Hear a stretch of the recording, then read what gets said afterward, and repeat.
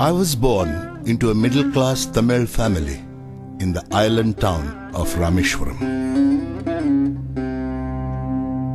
My father, Jainul Abdin, had neither much formal education nor much wealth. Despite these disadvantages, he possessed great innate wisdom and a true generosity of spirit. He had an ideal helpmate in my mother, Ashima. I was one of many children, a short boy with rather undistinguished looks, born to tall and handsome parents. We lived in our ancestral house, which was built in the middle of the 19th century. It was a fairly large Pakka house on the Mosque Street in Rameshwaram. My austere father used to avoid all inessential comforts and luxuries. However, all necessities were provided for. In fact, I would say mine was a very secure childhood, both materially and emotionally.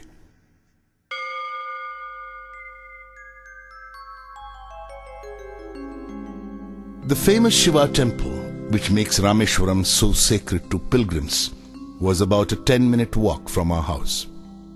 Our locality was predominantly Muslim, but there were quite a few Hindu families too, living amicably with their Muslim neighbors. There was a very old mosque in our locality where my father would take me for evening prayers.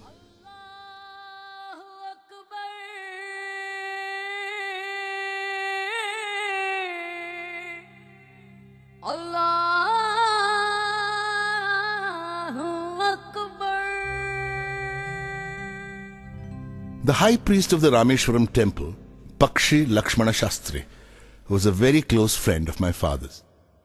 One of the most vivid memories of my early childhood is of the two men, each in his traditional attire, discussing spiritual matters. My father could convey complex spiritual concepts in very simple, down-to-earth Tamil. He once told me, "When troubles come, try to understand the relevance of your sufferings. Adversity always presents opportunities for introspection."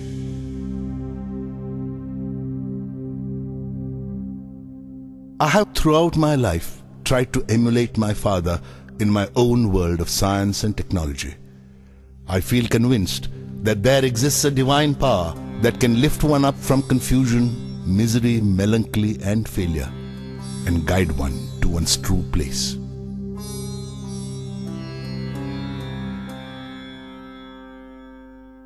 I was about 6 years old when my father embarked on the project of building a wooden sailboat to take pilgrims from Rameshwaram to Dhanushkodi and back. He worked at building the boat on the seashore with the help of a relative, Ahmad Jalaluddin, who later married my sister, Zohra. Ahmad Jalaluddin became a close friend of mine, despite the difference of 15 years in our ages. We used to go for long walks together every evening. As we started from Mosque Street, our first halt would be at the imposing temple of Lord Shiva, where we would circle around the temple with the same reverence as any other pilgrim. Jalaluddin's schooling had been limited, principally because of his family's straitened circumstances. At the time I speak of, he was the only person on the entire island who could write English. He wrote letters for almost anybody in need. Jalaluddin always spoke to me about educated people, of scientific discoveries, of contemporary literature, and of the achievements of medical science. Another person who greatly influenced my childhood was my first cousin, Shamsuddin. He was the sole distributor for newspapers in Rameshwaram and a one-man operation. The newspapers would arrive at Rameshwaram station by the morning train. The Second World War broke out in 1939 when I was 8 years old. Soon India was forced to join the Allied forces and something like a state of emergency was declared. The first casualty came in the form of the suspension of the train halt at Rameshwaram station. The newspapers now had to be bundled and thrown out from the moving train on the Rameshwaram road between Rameshwaram and Dhanushkodi. That forced Shamsuddin to look for a helping hand to catch the bundles, and, as if naturally, I filled the slot.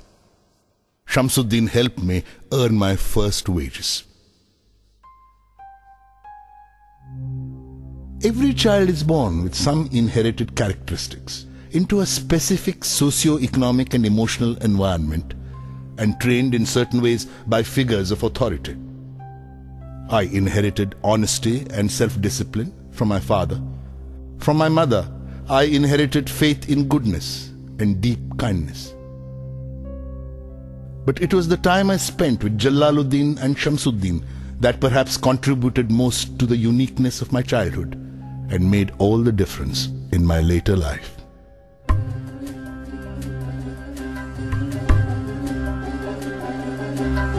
தந்தை மகற்கு ஆற்றும் நன்றி அபயத்து முந்தி இருப்பச்செயல் தந்தை மகற்கு ஆற்றும் நன்றி அபயத்து முந்தி